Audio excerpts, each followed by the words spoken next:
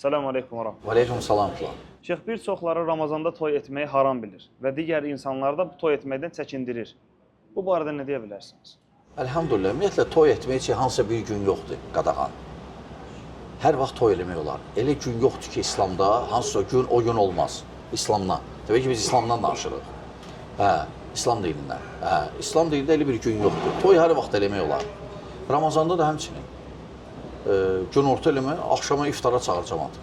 Nə gözəldir, həm toyun, həm də cəmaatı iftara çağırsın. Sənin yeməyin də savab olacaq. Oruç tutanlara iftar verəcəksən.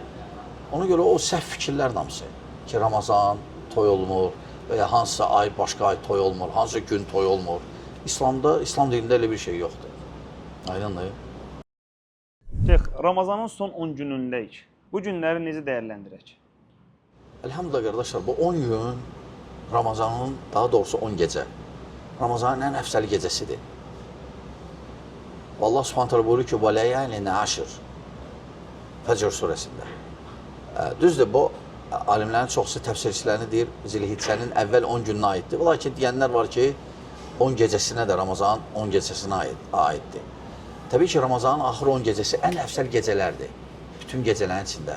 Zilhiccənin də əvvəl 10 günü ən əfsəl günlərdir, bütün günlərin içində.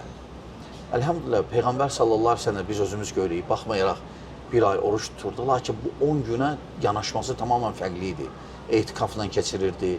Hətta ailəsini də yuxudan durğuzurdu ki, ibadətə bir yerdə eləsinlər və Quranı daha çox oxuyurdu, daha çox diqqət edirdi. Bu 10 gecə, həmçində bu 10 gecənin bir gecəsi Qədr gecəsidir. Qədr gecəsidir.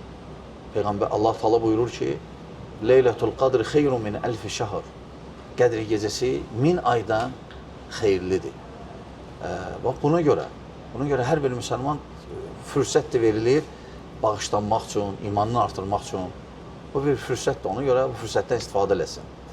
Bu axır 10 gecədə, bəli.